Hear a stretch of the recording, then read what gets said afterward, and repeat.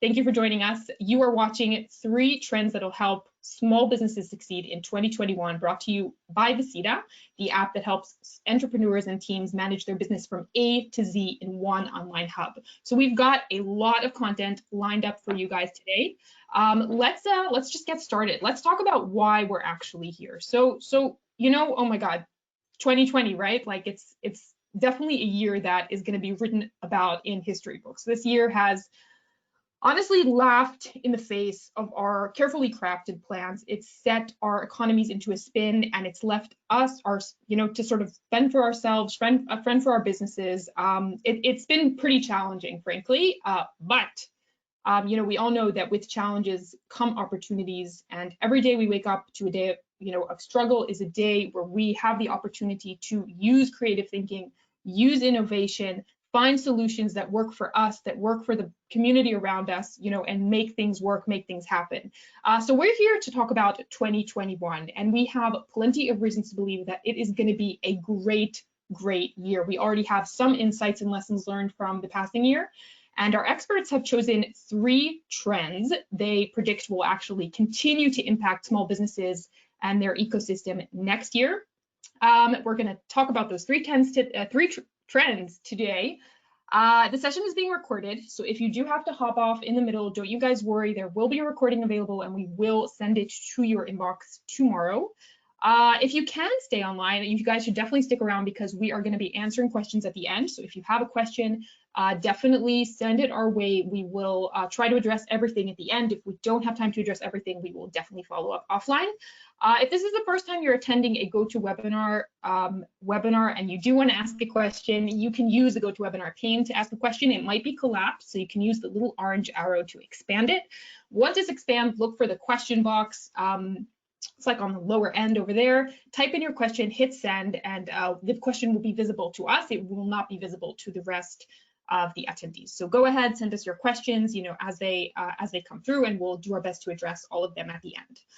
So as I mentioned, we have some pretty awesome speakers here with us today. Our first guest speaker, who you've already gotten an exclusive peek into her living room, is Adi Engel, who has been named one of the top 50 leaders in software industry this year. She's an amazing track record of launching and managing innovative and strategic initiatives in the SMB space. She's passionate about technology and the potential it holds. She is a well-known speaker, and we are so lucky to have her here with us today. Adi, how are you?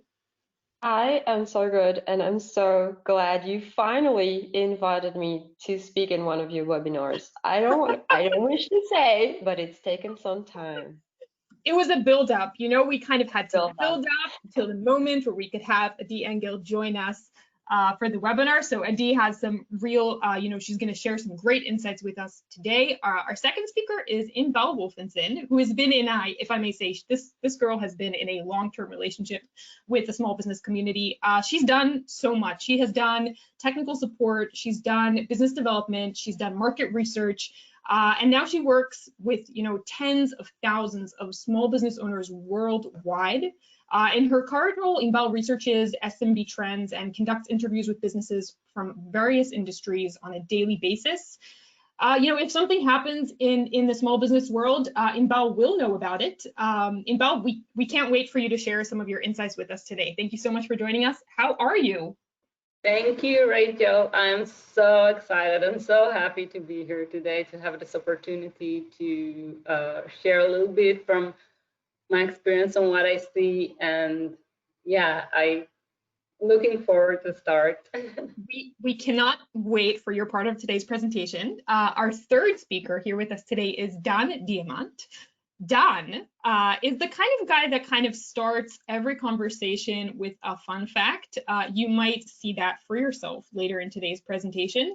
Dan is truly obsessed with learning. He even chose to make a career out of it. He is a learning specialist with more than a decade of diverse experience in building and evaluating learning methodologies in large organizations, small companies, and educational institutions too. Dan, we are glad you're here. What's up, man?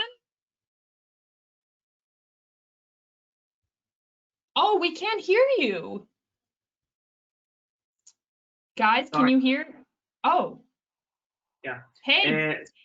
what I've said is thank you, okay.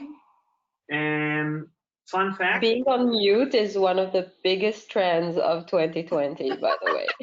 Definitely a key to success in 2021. Absolutely. So thank you for inviting me, and I hope I know for sure that this session will be amazing. So looking forward. Yeah, we can't wait. I mean, Dan, you're our first speaker for today. So I'm going to hand over the mic in just a second. I know that you're like all about learning. So I'll just give a short note about learning before we start with your part of the presentation. Learning is something we're going to circle back to a lot throughout today's program. And something I kind of want you guys to keep in mind is that, and Dan is going to address this in depth, is that there are different stages of learning, different types of learning. You know, we pretty much spend the first 20 years of our life learning, you know, all day, every day.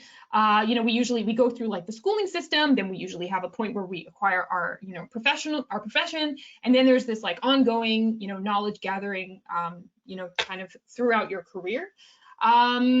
I know that Dan firmly believes that learning as a way of life is something that can really help you prepare be prepared for anything that life throws at you. So Dan, let's talk about learning. Let's talk about learning as a way of life. So I think for a second before we start talking about learning, I want to mention how lucky I think we all are, and stop for a second and appreciate it, because we do live in an era where almost all the information that we want to know is accessible, and we can actually just dive into everything, almost everything we want to know from the palm of our hands. And this is something amazing that I think we're not appreciating this. And if COVID happened like, I don't know, 10 years ago, this would have been a really different story. And with all this information alongside a million new technologies that are getting born like every day, our reality is different. It's new, and it kind of forces us to stay on top of things and evolve all the time, especially if we want to stay relevant for our clients. And if someone didn't feel like that up until now, I think COVID probably changed his mind a bit, because we understand that this is something that it requires a lot of attention and a lot of adaptability. And coming to think about it, I think if 2020 did something good, is that it made us all like move uncomfortably in our chairs. Like the uncertainty, the amount of things we don't know about this virus is enormous, and it's not something that we're aware of. It's something that we're not thinking about every time, because most of the things we want to know, we actually just go and explore and learn them. And this is something new, so it made us like not be uncertain of the future. But I do think that the main thing that we do know, and we do know for sure, is that change is certain. Things are changing. A new normal is coming. And the best way to be able to adapt and evolve is to constantly learn actively. And so this is the reason why we decided that learning should be one of the main things we're going to talk about today. And I did prepare a few recommendations and tips for you all. But a second before that, I want to try to summarize the main building blocks of your learning journeys as a small business owner.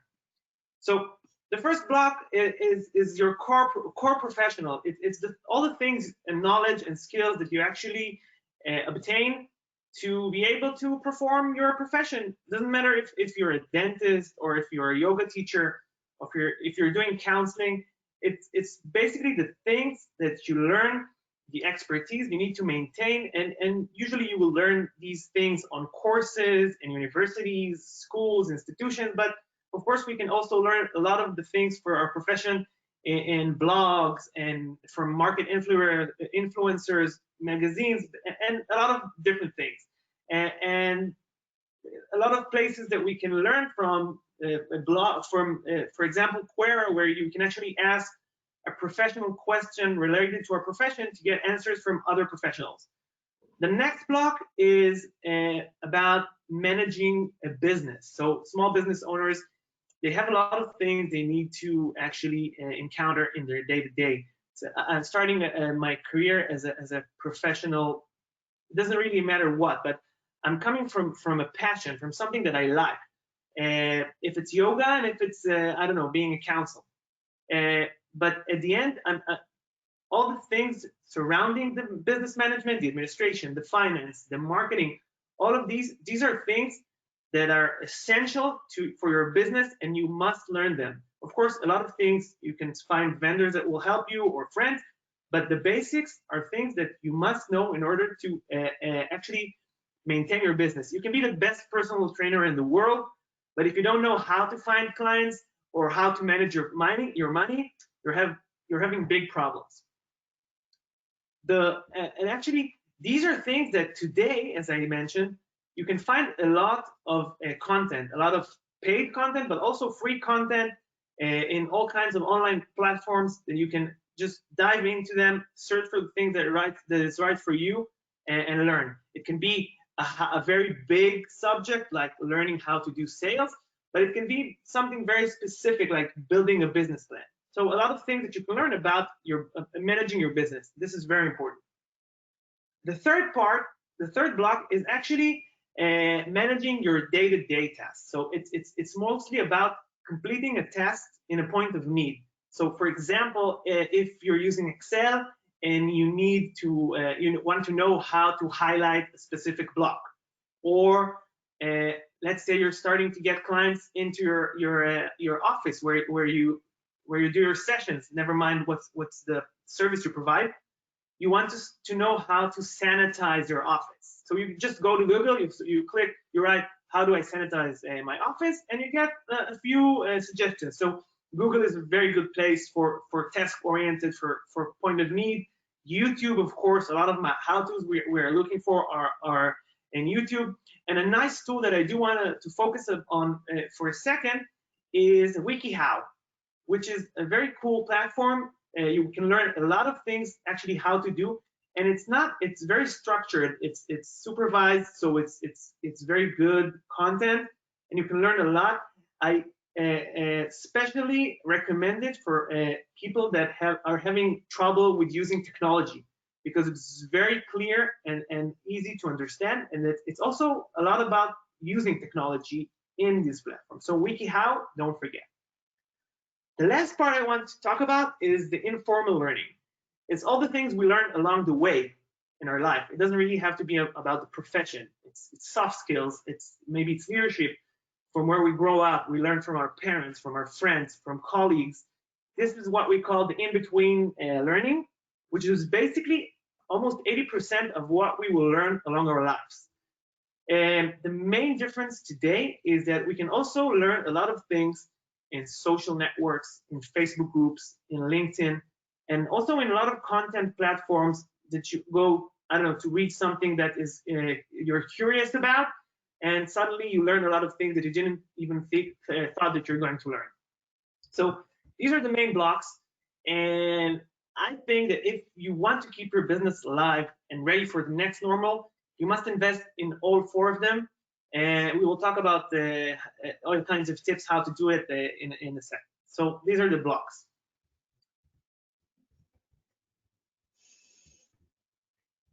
So I want to jump right into 4 tips that I've gathered.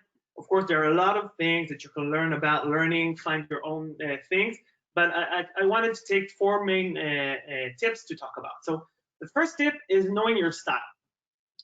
We all have like the preferred way that we prefer to learning. It could be if we like to hear podcasts or to see videos, or actually reading and writing. It's very useful technique for some of us, or a lot of us like the hands-on experience, feeling the things and doing it on our own.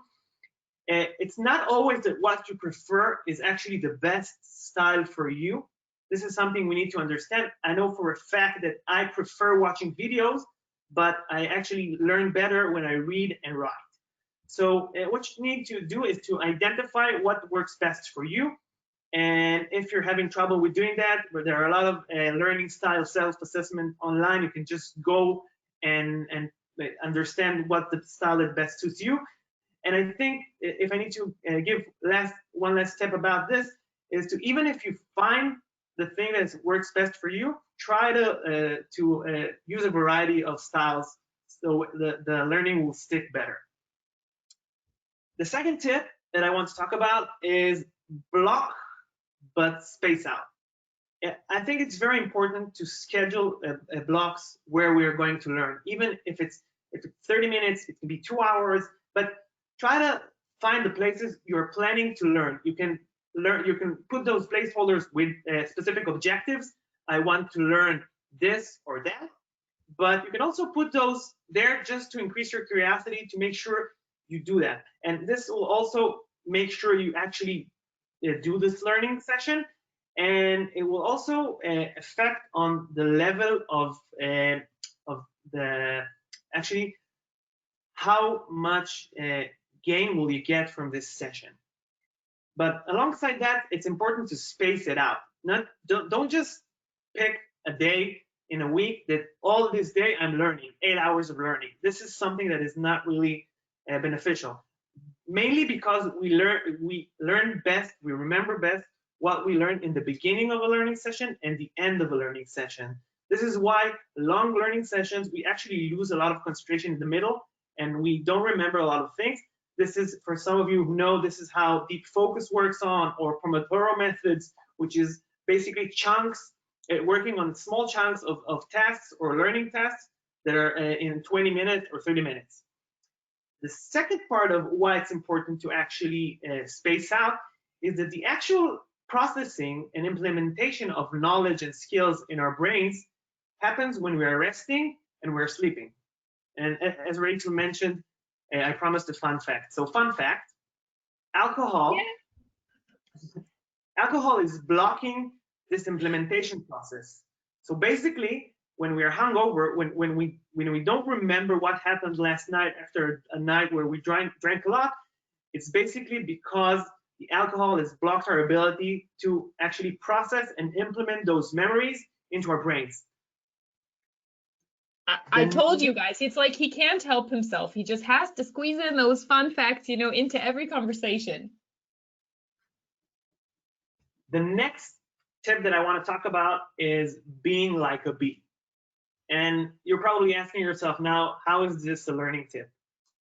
So when bees land on the flower, they actually collect the nectar from the flower, and they get some pollen stuck on their back, and then they move to the next flower and move to the next flower, and at the end they're coming to the hive with a lot of different bees, and all together they're bringing all this nectar and making honey out of it. So what I'm trying to say is that whenever you're learning something new, you should take this information and try to manipulate it, try to twist it, try to see how you connect it to different scenarios. And this is called transfer of learning. An example for that would be, let's say, again, you're learning sales, and one of the things that you're learning in sales are communication skills. So now try to take the principles that you learn as in communication skills from sales, and try to see how are you applying these principles in your communication with your team members or with your vendors. This is actually what is called transfer of learning, when you take something and you try to manipulate, work on other things. This will make sure you implement new knowledge, not only remember the new knowledge, but also having the ability to project this knowledge on different skills, on different aspects of things that you never really imagined that you do. I know it's easier said than done, but if you do that, if you ask yourself every time you learn something new, every principle, what else can I project this on? At the beginning, it will be difficult, but along the way, you will see the benefits that you will get from that. And that's a great tip, and that's a great analogy, Dan. Thanks for that. You're welcome. I think the last tip that I want to talk about is finding a mentor. A mentor is someone that you can get a lot of knowledge from, someone who can improve you, and you can actually learn from their experience, not from your own experience. It could be a family member or a friend, a teacher, a colleague, someone you admire and believe that you can learn from. And this is very important. It can also give you a lot of advice and even motivational encouragement to push you to doing things. It can enrich your professional network, start knowing more people from that. And I think the most important thing about that is that it's costless. It doesn't cost you money. Basically, I can even say that one of my mentors actually pays my salary. So thank you for that, Adi. And so the best way to learn is a lot of people talk about it, is to teach. So I think what your inspiration should be is that someday you will be someone else's mentor. And these were my tips. Just before I think I've finished my part, I want to take you through a few recommendations that we've collected. So the first recommendations are online courses, as we talked about, basically to work on your business management skills. A very good course from Google about the fundamental of digital marketing. Of course, it's free. Just go to Google and find it. If you want to invest a little bit more in understanding how your finance works in a small business, maybe building a business plan, pricing yourself, things like that, you can go for LinkedIn Learning, a very nice finance essentials for small businesses. And if you're starting your business or you just want to upgrade everything you do, Business Foundation Specialization from Coursera is a very good course. It touches like the basics of all the core aspects of managing small business. A very, very important recommendation is to, as I said, mentors, follow like social media accounts. We have 3 recommendations of actual small businesses that we're in touch with every day. We're creating content with them. We're sending our clients to them. So Ramon, which is Ramon Ray, which is a small business growth expert. Owen, which specializes in creating marketing videos and YouTube videos and promoting yourself in videos. And Jessica, which is very invested in marketing yourself. And the last recommendation I'm going to give you is our own Visita's Business Unusual, which is a learning platform that is generated for small businesses, created by small businesses, together with small businesses, about all kinds of aspects of managing your business, a lot of lessons and a lot of business tools you'll find there. And if you're already a Visita user, you can just go to the top menu, to the left menu, and click on Learning. And even if you're not a Visita user, Business Unusual is completely free. You can just go in and use it. And of course, if you're not sure what you want to learn inside Business Unusual, you can always go into doing a self-assessment. We have a self-assessment questionnaire. You can just fill out, answer a few questions, and we are our experts together with our algorithm. We're actually recommending you content and tools that are specifically oriented for your needs and your business. And basically, just to wrap up my part, I believe that learning is, as Rachel mentioned, it's something that should be a part of our days, a part of our life all the time. We're always learning, we're always adapting, we're always evolving. We just need to be more open-eyed to the things we're learning and try to focus these efforts to the right places. So yeah, that's it. Thank you, Dan. So first of all, thank you for, kind of giving us kind of like a more of a professional, in-depth explanation of what, learning as a way of life is. And thank you for your tips, for your recommendations. Guys, if you want to take a screenshot of this, or even just grab your phone, take a picture of the screen, just so you have these for reference. You can always come back to watch the recording, but just to have it handy, these are some great recommendations. And as Dan mentioned, Business Unusual is a real, it's just a gem. It's full of so many fantastic resources that are given, for free. All the articles are open. There's a whole bunch of videos that are actually featuring real life business owners that are sharing from their own advice. So don't do it now because we have so much more to discuss today, but definitely Google Business Unusual, Visita, to find our resource center. So again, Dan, thank you so much. I know, everyone kind of agrees that, learning has been a big part of this year, and it's definitely a trend that is going to have big impact on what 2021 looks like. So thanks, Dan. I see we have a couple of questions for you, so we will be back later within the presentation to address your questions. You can keep the questions coming, guys. We're not ignoring them. We're just going to address them at the end. So thanks, Dan. I'd like to invite our second speaker for today, Adi. Adi, you know, I gave you a short introduction before, and if you've ever listened to one of Adi's talks, you'd probably hear the word community quite a few times. Adi, I know you love talking about how, you know, impactful community is within a small business's life. You know, we know for a fact that, you know, small businesses are chosen over larger corporations because of the personal interaction, because of the personal relationship that they can offer. So let's talk a little bit about, you know, small businesses, communities, 2020, you know, what's happening in this world right now? You know, how is COVID influencing the relationships between business owners and their customers? Well, I think I actually really liked how Dan started his part with what we need to be grateful for. So first of all, I feel like I need to be grateful for joining this webinar, because this is the first time Dan publicly acknowledged the fact that I am the source of a lot of the ideas. Normally he pretends to ignore me, but I'm just kidding.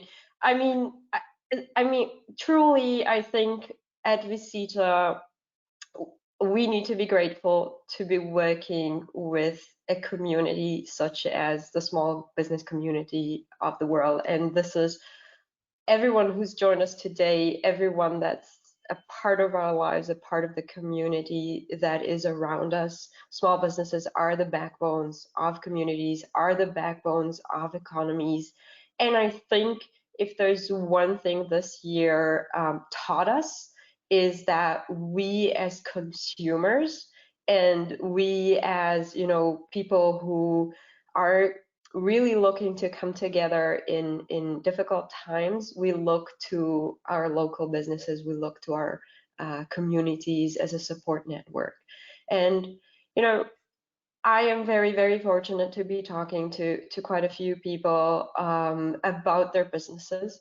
And I feel initially part of, like, when COVID first became a thing and lockdown first became a thing, I had a lot of conversations with people who were saying, you know, I don't know exactly how my clients will react to what's about to happen. You know, how should I address this lockdown situation? Who should I go to? Who should I, you know, trust? Should I continue to offer my services for free just for people to kind of stay in touch with me? Should I charge more to have, like, because actually I might be out of, you know, my business might be under a lot of pressure right now.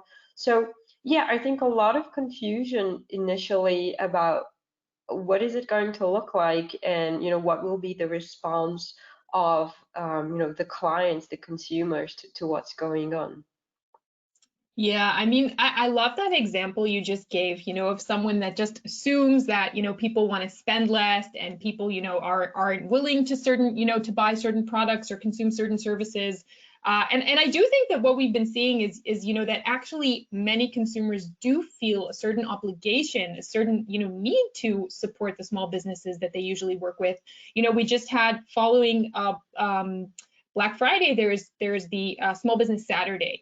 And I mean, I don't know you guys, but like my social media was flooded with people, you know, posting the small businesses they work with and encouraging people to buy from small businesses, buy local.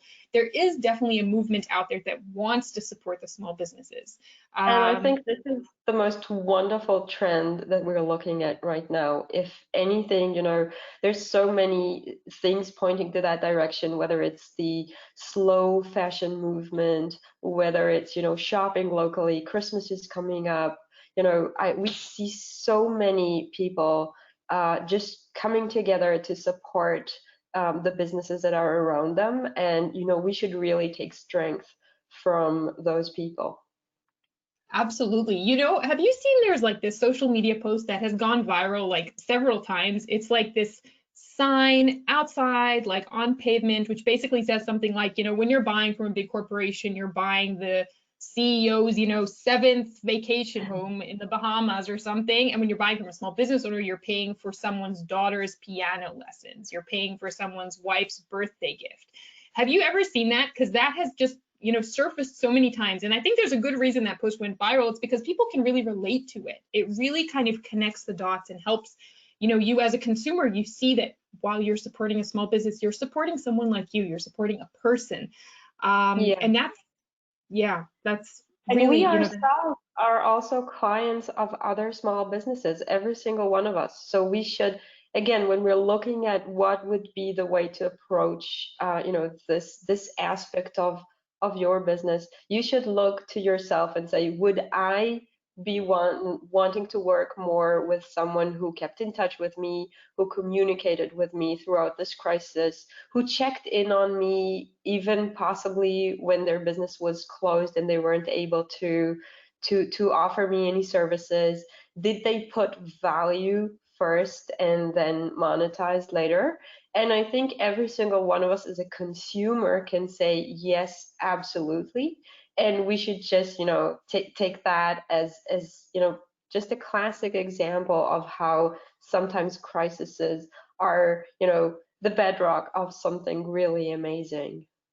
So it kind of sounds like, you're saying that COVID can actually, create opportunities to develop and tighten relationships. So how would that work? I mean, in what way can businesses really take advantages of these opportunities? Well, I would say, and again, there are a lot of things, a lot of new opportunities that people can take on board. And of course, being evangelist for digitalization of small businesses, we were so happy to see businesses take their operations online, try new stuff. My personal trainer started training on Zoom. He would never even dream about doing that before. And whenever I was traveling, and I was traveling, as you remember, I was traveling more than 50% of my time, I wouldn't train with him because we just didn't think about it. And now I can because he took up training in Zoom and he became more confident around that. So this is one of the ways that people kind of opened up their mind and became more like creative and agile around what they can do. But I also think, you should take and anyone from my team or around me in general, like in the neighborhood, heard me talk about the importance of leading with vulnerability. And I think this is our chance to actually become, open ourselves up, become more vulnerable, and talk about what it is that is going on right now. We can talk to our customers about our, the business, what's going on, how is it, how are we managing through this, how are they managing through this, and come together to a mutual decision about what are we going to do together to improve our situation. Because at the end of the day, whatever service that you are providing those people, they need it and they want it, otherwise they wouldn't have been your customers to begin with. And at the end of lockdown, at the end of COVID, they will still need it and want it. But they are going to be remembering the people who, again, use this opportunity to stay in touch, to communicate with them, to come up with creative ideas of, talking to them and strengthening that network. And we see so many examples of that within our small business community.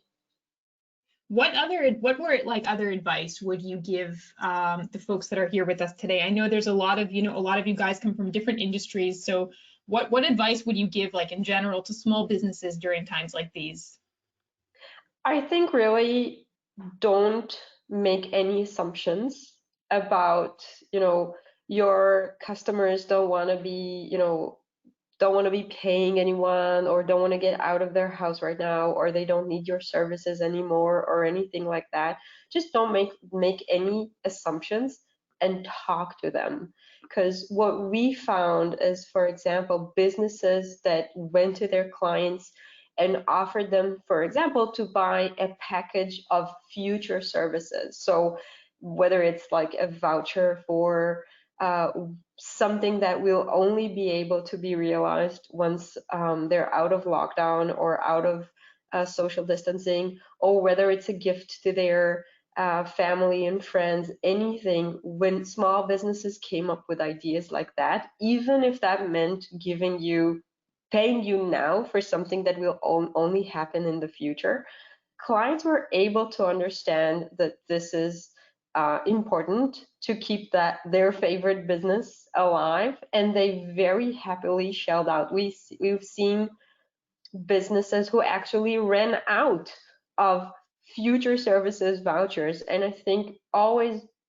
lean in and trust your customers, that they are your customers for a reason. So I would say, don't make assumptions, be very open about your situation, allow yourself to be needy or vulnerable. These are not bad things. And, allow them to trust you in return with their safety, with social distancing. This goes both ways. I love that idea. I mean, that's like so, that it really all comes back to community and building these relationships that you have with these people. I know some of you guys probably have customers that you've been working with for years and years and, throughout the ups and downs of life. And I guess, you kind of take a step back. This is just another, part of the road you have in this relationship with these people. So, when it comes to building, I guess, a tight-knit community of people who feel close to you as a business owner and return again and again to consume your services or products.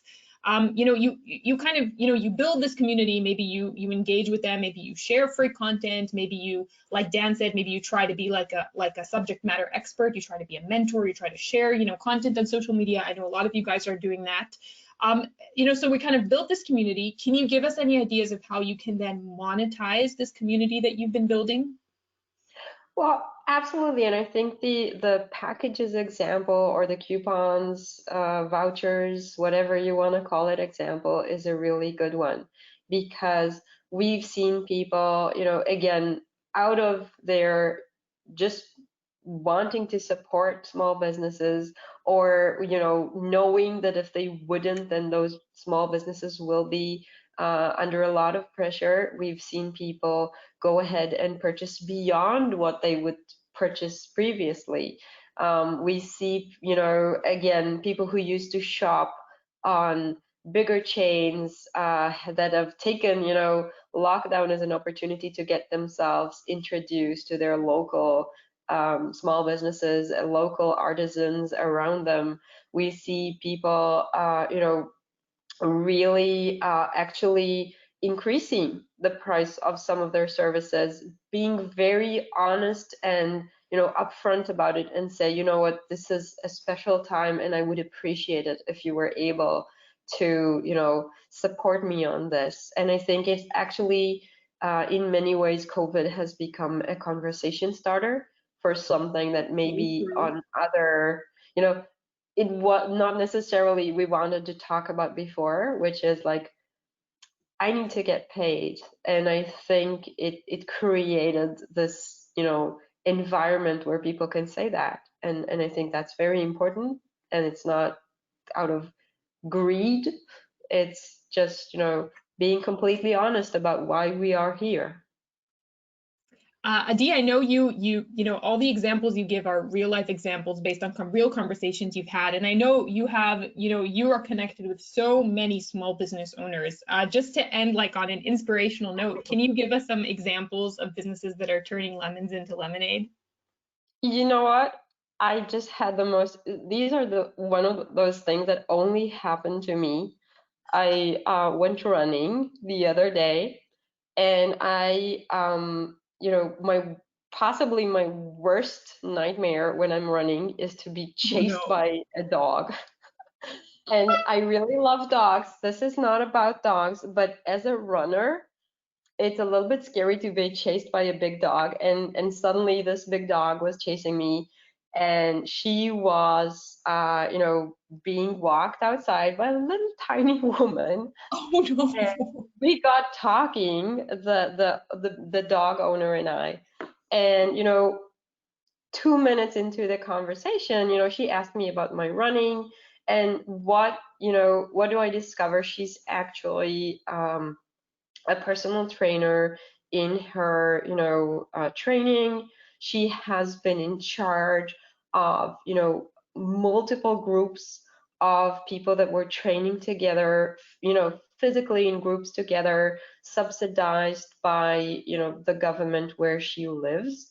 And she used to have, just before COVID, she used to have about 80 trainers reporting to her and thousands of clients. And all of this project and was kind of stopped as soon as COVID came in, because initially nobody knew what was going to happen and for how long.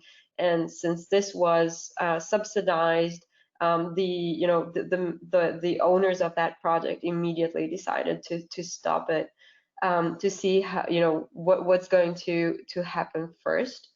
And she asked me, like, she was telling me, right now what I'm trying to figure out is how to take elements of my business online and how to maintain the personal touch, and maybe I should do some elements face to face, maybe I shouldn't. And she asked me, like, what do you think? What do you think I should take online? And will my customers still, want to buy the service?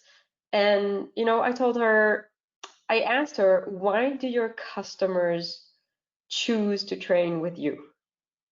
Do they choose to train with you because you hand them a bottle of water, or you like take the towel around, put it on and she said, no. And I'm like, why don't your clients train on YouTube?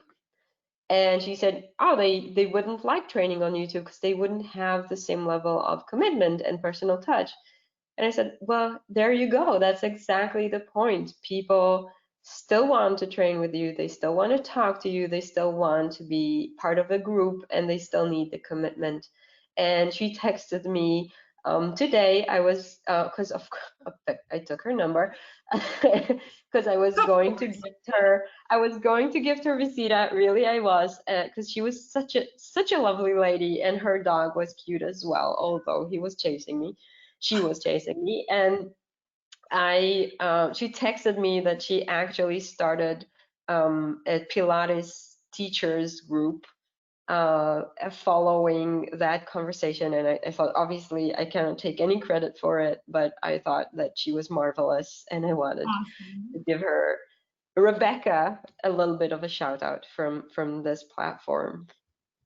Wow, that is a great story. So first of all, I hope no more dogs chase you during running, because that does sound quite alarming. Or maybe just small dogs. Small dogs, I know. Maybe, like, I don't know, they run aside you. Like, I've always had, I'm not like so, I know, right? Like, I'm not even a runner, and yet I have this fantasy of like running on the beach and having my dog run, kind of elegantly by me. It would never happen. Like, my dog would just, try to grab someone's sandwich or something. Adi, thank you so much for all this information. Guys, if you have any questions for Adi about building your community, communicating with the people around you, about anything she just talked about, feel free to drop us a question, and we'll address what we can at the end. And if not, we will follow up with you guys offline. Adi, thanks again for joining. Don't go anywhere, because we need you for the questions at the end. We are ready to, yeah, no, sorry, what was that? Oh, okay, no, good. Thank you for having me. And and you're not going to put myself on mute. Adi, we will definitely be hearing more from you, and we will definitely be hosting you on future webinars as well. So don't you mistakenly think this is a one-time thing. I'm happy to introduce Inbal Wolfenson, which is here to share. I've mentioned before, Inbal is like, if anything is happening in the small business world, this girl knows all about it. There is just so much going on right now, and I know, Inbal, we talked a lot about, businesses that can move online, businesses that can't really move online, and I know there is this group of businesses that are location-based, brick and mortar businesses that can only provide services at a physical location, that are probably being impacted most, because they are just having, a pretty difficult time, not really being able to transfer into this like online trend. Let's talk about these businesses. Where are they at right now? What is the day-to-day looking like? So Yes, Rachel, for sure. Like, it's no secret, right? It's no secret that these times bring some extra challenges for small business owners in general, and specifically brick and mortar business owners. So while they, were very used to meet with customers on a daily, regular basis, sell and service them at their physical location, there's several things that might preventing or limiting their ability to do so. So whether it's regulatory restrictions, like limitation on the number of people that are allowed in the store, or limitation on business hours they're allowed to operate. There is also some cases with chain supply being inconsistent, and that, of course, affects their ability to meet demand. And of course, they are required, as always, to be mindful for the health and safety of the customers, but these days even more than usual, right? So, Absolutely. yes, but with all that being said, I know it's safe to say that, brick and mortars don't go anywhere, right? Businesses, they don't go anywhere. Visiting the store holds a lot more than just purchasing a specific item. It's going to the store is basically a showcase of the business. It's all about you. It's all about the business, the owner, the staff. This is your time to shine, like the quote in the beginning, like they want to see what you're famous for. And customers come to the store because they want to consult with you. They want you to help them choose. They count on your advice. They know that you will help them find whatever they need. They love your selection of products and goods.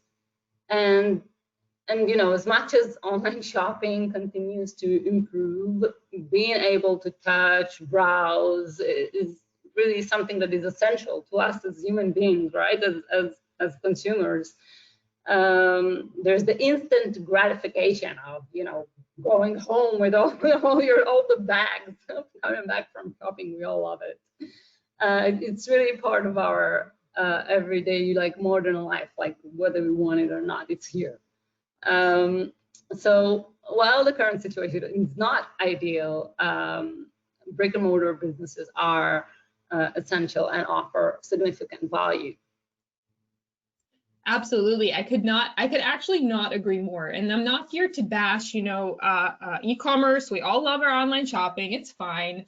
But there is just simply, you cannot replace, what it is to walk down the aisle and have someone there that helps you and points you towards a shelf that you otherwise would never find, or recommends a product that you've never heard of before. Those are things that are so important, and that's not going anywhere. So even if we are experiencing, a little bit of this trend where less business is done face to face, less business is done at a physical location, that's absolutely something that we will see back as soon as it's possible, because it's just, there's no replace. The human interaction, it's so basic, and it's obviously not going anywhere. So we're talking about these brick and mortar businesses. In general, small businesses are experiencing a little bit of a slump in many areas of the world right now. And there are many programs by governments or by these like official organizations that are meant to aid the small businesses, and we have been seeing pretty unbelievable support for the small business community. I know that some of you guys here may have gotten, some money from the government or some resources for some free training, which is really fantastic. Unfortunately, we haven't really seen like one unified global solution that was sort of enforced from the top. Different things are working for different businesses. Businesses are so different from one another depending on where in the world you're from or what industry you're from. So there really is no one size fit all solution. There is, the whole moving online trend where suddenly, Zoom became super popular, and there's all these contactless payments options. A lot of organizations are giving free training and free information on online transformation, on digital transformation. Even here, at the CETA, over the last couple of months, we have created so much educational information about how to take your business online, how to do the online meetings, how to do the online payments, how to manage customer records online, giving some best practices. If you visit Business Unusual that Dan was talking about, you'll see a lot of that information there. But the thing is, there still are these businesses that are being left behind. There still are businesses that can't quite complete this transformation into the online world. So what we've been seeing, without a one kind of global solution coming down from some official, establishment, and these online trend, not really fitting everyone, we are seeing a really, and we've had so many, coffee break conversations about this. There's a solution that's kind of growing from the bottom up. There are business owners that are kind of applying, innovative, creative ideas, coming up with solutions, supporting themselves, supporting the network of businesses around them. And I know you told me about some great examples for businesses like that. So let's start by talking about, what these businesses are doing, and then hopefully we'll take a look at some of your awesome examples. Thank you. So yes, indeed. So I want to talk about some real creative solutions business owner found, specifically brick and mortar type of business, in order to overcome these challenges and maximize the client experience. So the first thing is managing your store design and display. We talked about the potential issue with the space limitation. So one thing you can definitely do rather easily is reorganizing your store. So a few tips would be like putting the display, like more of the display, like right at the window, so people can basically see it before they step in. Rearrange the space to allow more people in, or to allow more space between you and the customers. I see even some businesses, put, like, if it's a really small space, they would put a counter right at the entrance to the store. So people may not be able to step in, but they will still be able to get service, and the business will continue to operate. And that's, this is being creative. This is part of that.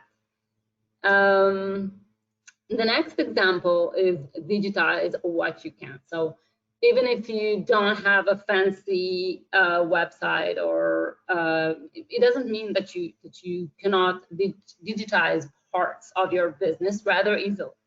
So keeping your social media up to date with images and windows for your store. I don't know if you hear it, like there's a jackal pack right outside of my window right now. So no, we don't hear it.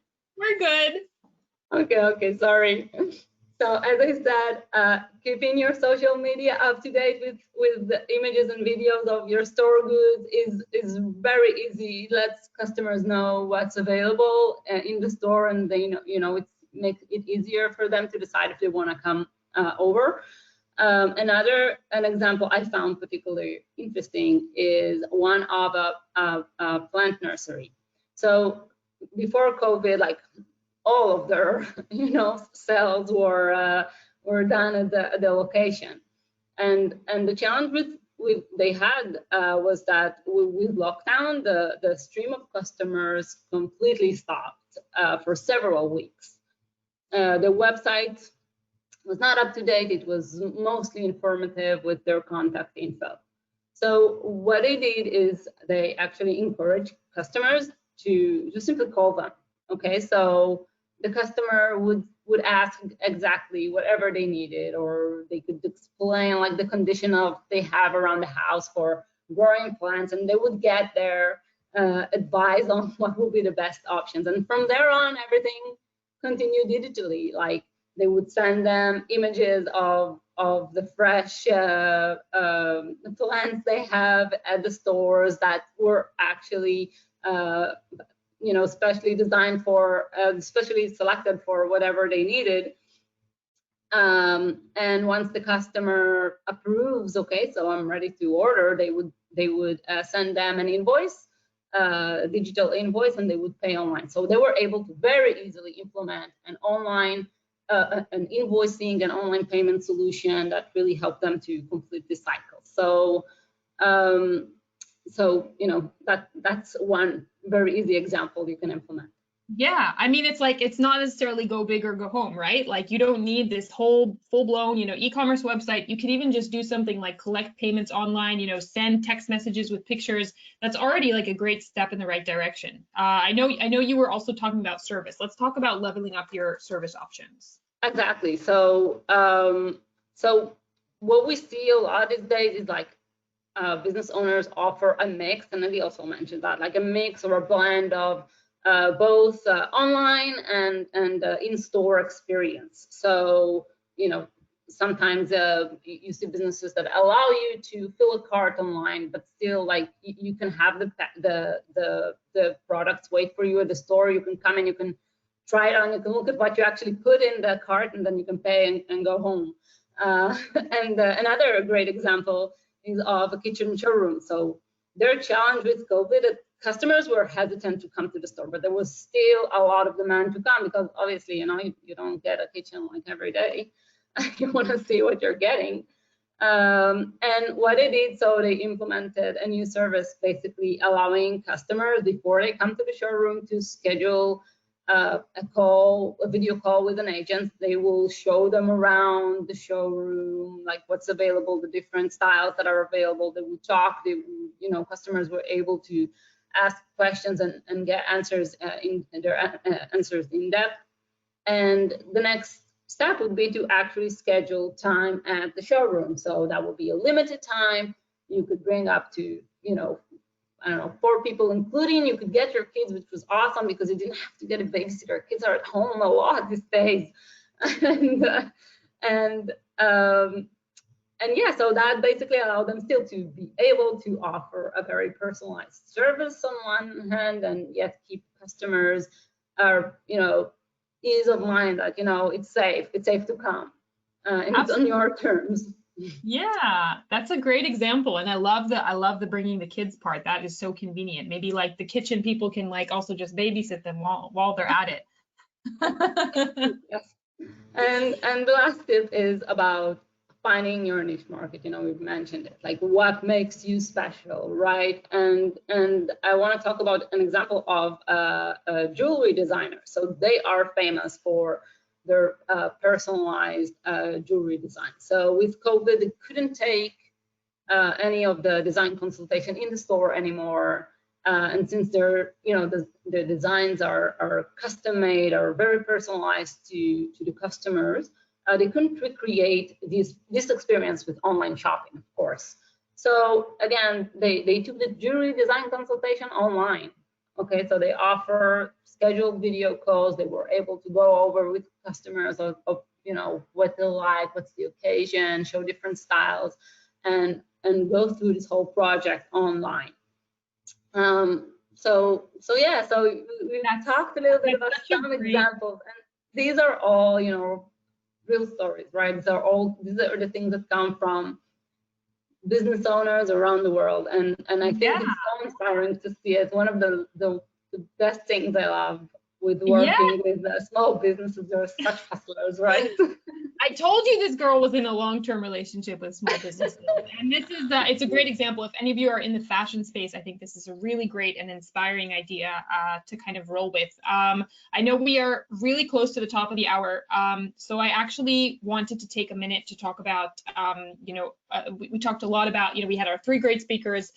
We gave you the different trends. I want to talk about a place where you can implement, pretty much everything we just discussed, whether it's, kind of turning learning into this routine where you do on a daily basis. If it's building a community, retaining customers, having this ongoing source of engagement with your customers, or whether it's digitizing what you can, doing the online scheduling, allowing people to pay you online, communicating online, having a booking system that allows you to book these online meetings, if any of that sounds like it could be, beneficial for your business, I want to suggest that you have a conversation with one of our consultants.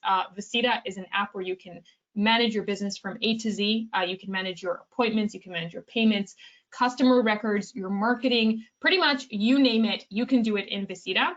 We have, hundreds of thousands of users from different verticals, so different industries that are making their business work through Visita. And we'd be more than happy to hop on a call with you, talk about, how you can benefit from using Visita. No credit card needed, no strings attached, just a phone call with a friendly consultant.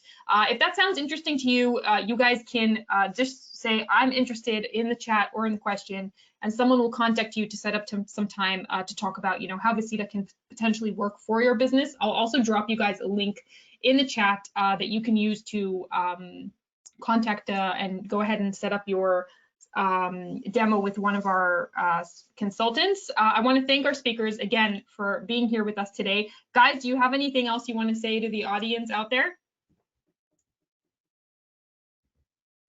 Just like it's a pleasure to get to know you, to hear your questions, to see you guys respond to us on social media. So do feel free to reach out. You can find any of us. You have our names. So just reach out and connect to us, and that would be awesome, really. Absolutely. I'm sorry we reached the top of the hour. We didn't have time to address your questions. I see they're not being ignored. We will definitely be following up with you guys offline. I'm going to drop you a link in the chat area just now. So as promised, one of them is Business Unusual, which is the place where all the online learning is happening. Business Unusual is completely free. It has articles, it has videos, it has great tips that you can use. So go ahead, head over to Business Unusual, see what you can learn today. I'm also going to drop you the link you can use to schedule a call with one of our specialists. I want to thank you again for joining us today.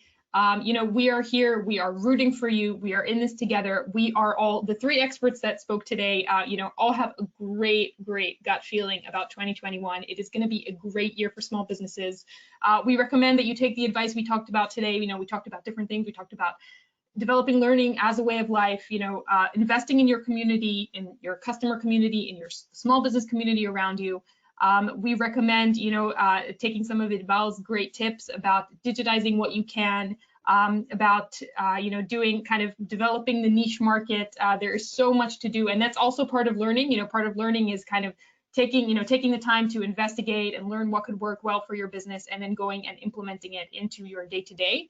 And I'm sorry again about the questions. We will definitely be following up with you guys offline. Thanks again for joining. Take care, stay safe, and we'll see you next time.